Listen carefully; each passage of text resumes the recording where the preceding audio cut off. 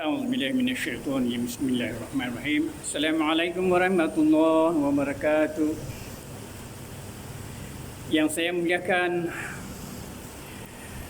Tuan Saudara bin Haji Miasin, pengerusi Masjid Al-Mahabbah Utatan Sabah. Setiausaha Tuan Malim, setiausaha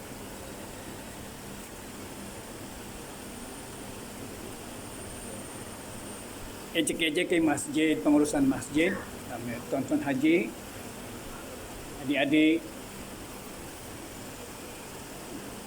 ada kawan ni, Tuan Asri ada sini, Tuan Mahmud, Tuan Hamdan ada sini, Aris. Alhamdulillah, pada Sabtu ini, insyaAllah, kuliah takmir yang saya sampaikan, kita sama-sama berkongsikan sirah Nabi, iaitu kisah Nabi yang ke-22 dan ke-23, iaitu Nabi Zakaria dan Nabi Yahya alaihi salam. Sebelum saya teruskan, izinkan saya membacakan doa ringkas. A'udzubillahi minasyaitonirrajim. Innalil hamdalillah nahmaduhu wa nasta'inuhu wa nastaghfiruh.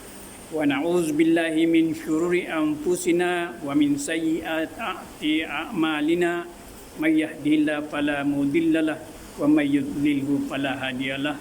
Asyhadu an la ilaha illallah wahdahu la syarikalah wa asyhadu anna Muhammadan abduhu wa rasuluh. Qalu subhanaka la ilma lana illa ma 'allamtana innaka antal alimul hakim. Rabbi shrah li sadri wa yassir amri wa hlul 'uqdatam min lisani yafqahu qawli. Rabbi yassir wa la tu'assir wa tammim bil khair amma ba'd. Sebagai mukadimah saya sampaikan surah Maryam ayat 3 dan 5. A'udzubillahi minasyaitonir rajim. Idz nada rabbahu nidaan qafiyya. Qala rabbi inni wa anal 'almu minni washta'ala ar-ra'su shayba wa lam akun bidu'aika rabbi shaqiyya wa inni khiftul mawaliya min wara'i wa kanat imraati 'aqiran fabni min ladunka waliya. Subhanallahul azim. Ketika ia, yakni Zakaria, menyeru Tuhannya, ya Allah, janganlah engkau biarkan seorang diri engkau sebaik-baik zat yang memberi turunan. Ya Tuhanku, telah lemah tulang belakangku dan telah penuh uban di kepalaku, dan bukanlah aku seorang sial dalam berdoa kepadamu. Sesungguhnya aku khawatir akan keadaan keluarga yang akan ku tinggalkan, sedang istriku adalah mandul. Beri jualah kepadaku kurniamu seorang yang akan menjadi penggantiku. Surah Maryam ayat 3 dan 5. Jemaah sekalian, inilah salah satu firman Allah mengenai kisah bagaimana Nabi Ibrahim memohon doa kepada Allah, yaitu mengenai apabila Nabi Zakaria alaihi salam dengan istrinya yang sehingga usia yang lanjut, ini lebih kurang 90 tahun masih belum mempunyai zuriat, sekaligus memberi kepada kita dapat kongsikan suasana keluarga yang mengalami ketiadaan zuriat pada ketika tuan-tuan. Jadi sebelum kita teruskan kisah Nabi Zakaria dan Nabi Yahya ini, tuan-tuan, saya sampaikan tajuk kecil supaya kita memudahkan berkongsikan turutan kisah Nabi Ibrahim, Nabi Zakaria dan Nabi Yahya alaihissalam. Nabi Zakaria memelihara Maryam. B. Nabi Zakaria dikurniakan anak lelaki bernama Yahya. C. Fatwa Nabi Yahya. Dan akhir sekali yang keempat, yaitu Nabi Zakaria dan Nabi Yahya dibunuh. Sedih juga tuan-tuan. Saya membaca ini Nabi Zakaria pun, kisah ini pun saya sedih juga. Jadi bila saya, ini ulangan ceramah ini di surau Thailand sana, jemaah masjid yang mendengar agak sedih sebab dalam kisah Nabi 25 Nabi ini tuan-tuan, Allah rupanya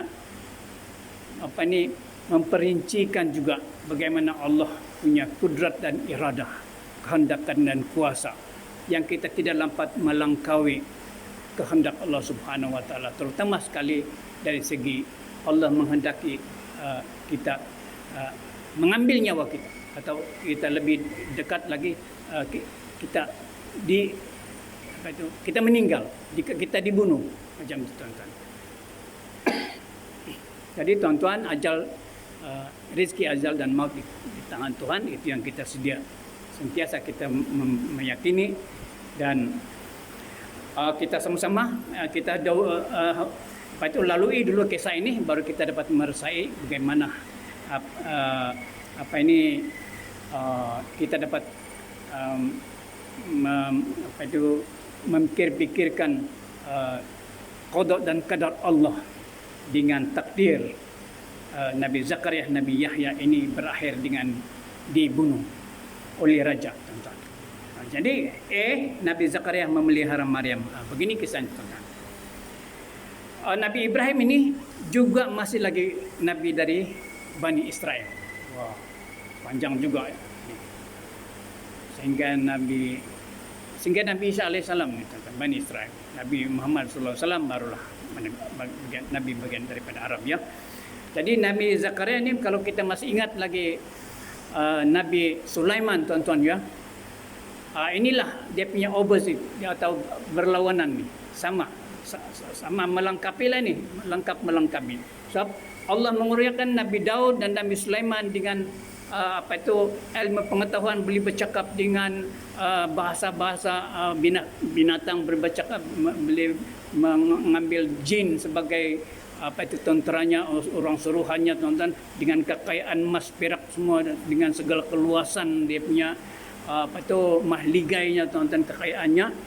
Tetapi Allah juga memperlihatkan kita dengan kehendak iradahnya, takdirnya, Nabi Zakaria dan Nabi Yahya ini terbunuh di tangan raja. Saya kasih konklusi dulu. Raja siapa nama raja? Herodes, raja Palestin. Jadi kerana Nabi Sulaiman di Palestin, Nabi Zakaria pun di Palestin juga lah, tuan-tuan, ya, di Baitul Maqdis dia diutus. Jadi keturunan dia ini daripada Nabi Sulaiman ialah lebih kurang 16 kali generasi.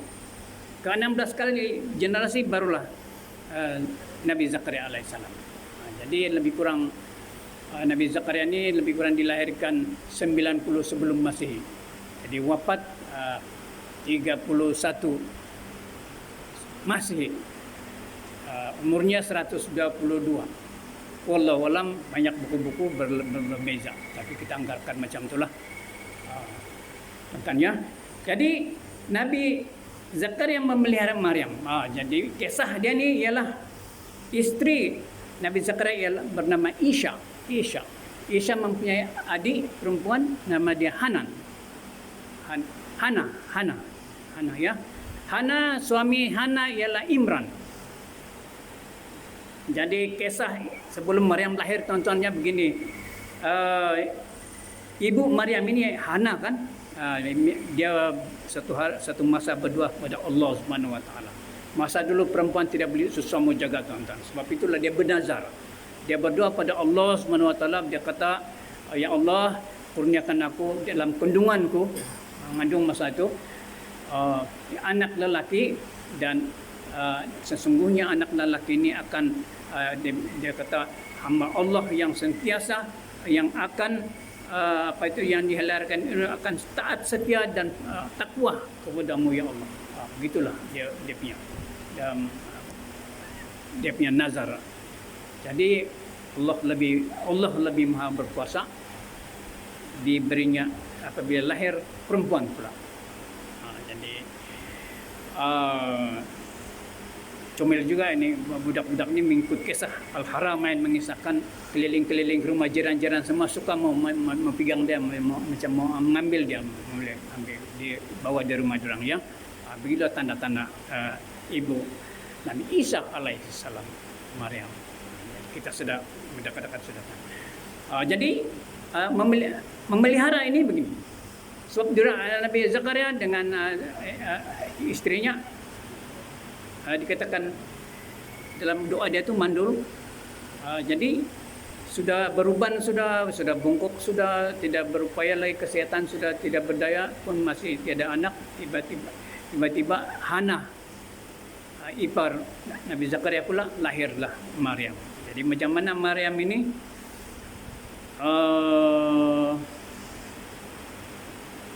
wafat dia punya mama dia tidak lama selepas. Jadi sekarang ni timbul memelihara dia. Jadi semua kinceran-kinceran mau memelihara.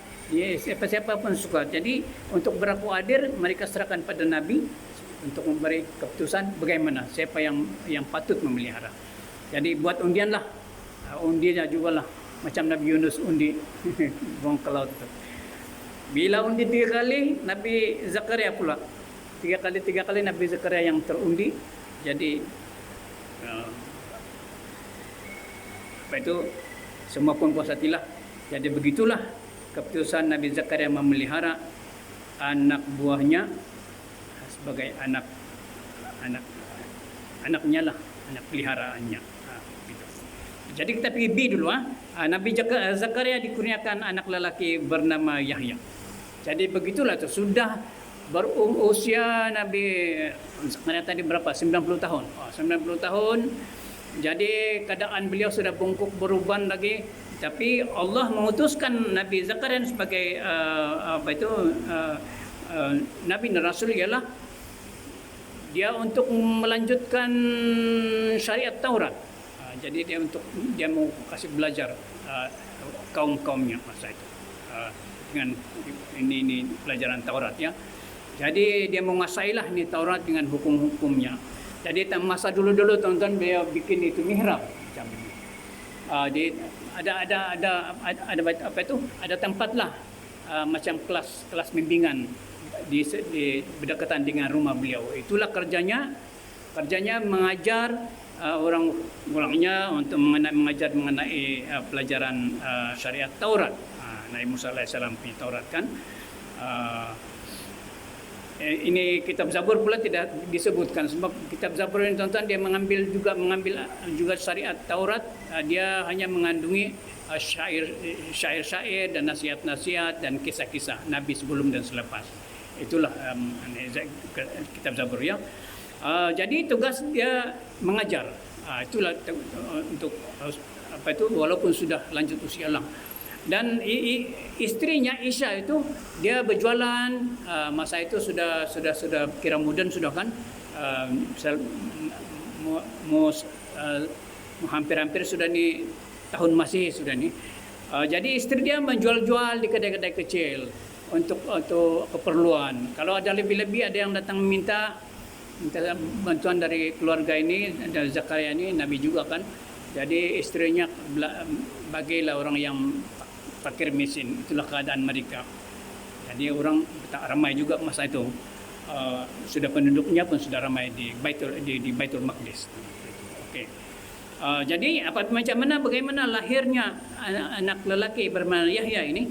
Di mihrab itu turunlah mukjizat daripada Maryam. Daripada Maryam. Jadi Maryam ini pun di tempat bimbingan itu juga Nabi Zakaria buat mihrab untuk dia. Jadi dualah mihrab untuk Maryam, mihrab untuk Nabi Zakaria sendiri. Nabi Zakaria banyak belajar Maryam ini masih kecil lagi, tapi bila sudah pandai mengaji ini, syariat ni atau beribadat, dia memang sepenuh masalah di mihrab dia. Jadi mukjizat dia, Allah membekalkan dia makanan melalui malaikat lah, pagi petang. Tapi makanan dulu buah-buahan saja. Buah-buahan tidak pernah disebut buah-buahan apa, tapi buah-buahan. Dan buah-buahan itu hanya berbuah musim sejuk, itu buah itu. Jadi mukjizatnya ialah musim panas pada masa itu di Kisah itu dibekalkan makanan, tetapi buah dia untuk musim sejuk punya buah-buahan. Jadi daripada situ ditanyalah Zakaria beli ini Maryam ini dari siapa yang bekal. Jadi Maryam ini kita kasih ringkas saja kan, dia kata ini Allah yang bagi, pagi petang dia bagi, saya tidak minta. Maryam kata, jadi bukankah Allah itu maha pemurah? Itulah dia soal ini Nabi Zakaria. Nah, daripada mukjizat itu tuan-tuan, timbullah semangat. Dia tidak terasa lagi sudah tua, semangat berdoa lah, dia minta lagi zuriat, betul-betul minta zuriat. Jadi kita ringkaskan, apabila dia berdoa, rupanya ada malaikat bersama mereka. Jadi malaikat itu menjawab dia punya doa. Dia minta anukan, zuriatkan. Malaikat kata Allah mengabulkan, Allah akan memberikan zuriat kepada kamu, wahai Nabi Zakaria. Jadi Nabi Zakaria pun tidak percaya. Dia tanya macam mana pula saya dapat. Dia tanya lagi kan. Tadi dia berdoa.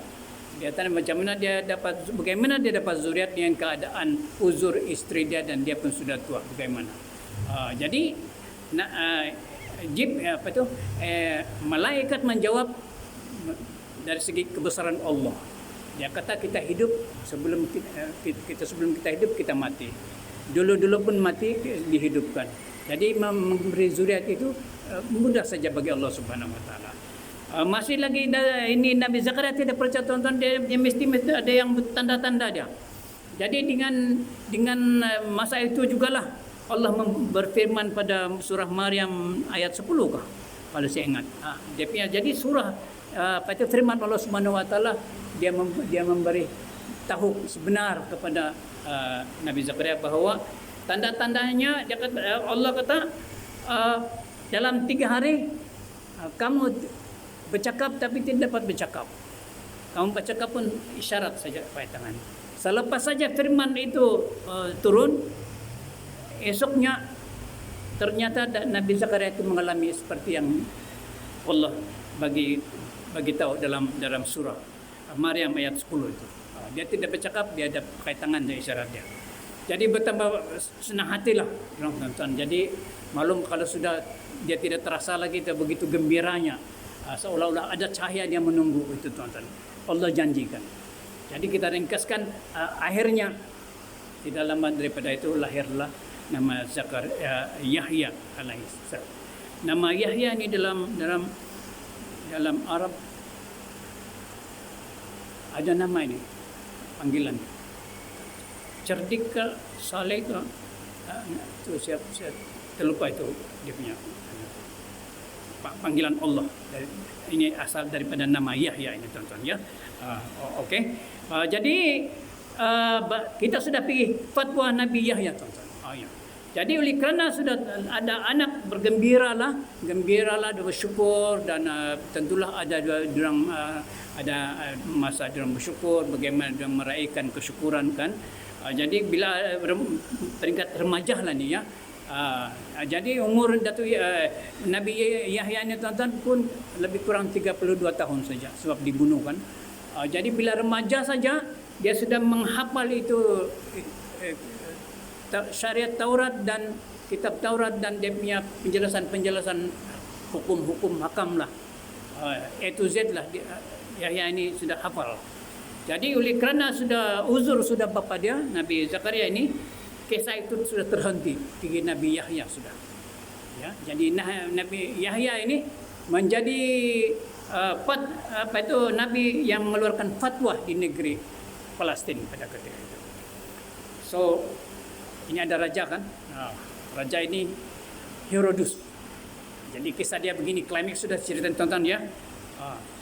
Jadi semua penduduk Palestin, rakyat Palestin tertumpu kepada apabila sesuatu saja perkara meminta fatwa, meminta macam mufti lah mengenai soal-soal masalah hukum-hukum agama bagi penduduk Palestin, memang minta daripada adalah hukum dikeluarkan oleh Nabi Yahya. Jadi apabila tiba sudah bertahun-tahun sudah begitu kan, beberapa tahun lah, takdirlah raja muda ini, Raja Herodus ini akan sudah bertunang dengan seorang putri. Kebetulan putri itu adalah anak saudara Nabi Yahya, anak saudara. Nama dia dekat-dekat juga dengan raja punya nama Herodus. Raja itu nama itu perempuan Herodia. Ada juga satu Habibah, ada satu lagi panggilan lain. Tapi yang utamanya Herodia, perempuan itu. Ini Al-Haramain gunakan ya, Herodia. Jadi bagaimana kisah ini? Ini fatwa Nabi Yahya. Jadi mengikut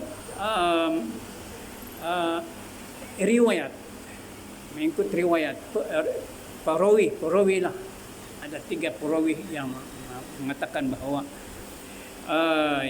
Herodia ini anak sebenar Herodus. Ada satu perawi diriwayatkan ialah Herodia ini anak tiri, anak lama istri Herodus, Raja Herodus. Yang ketiga lagi Ibnu Abbas, ini Herodia ini anak saudara Herodus, raja.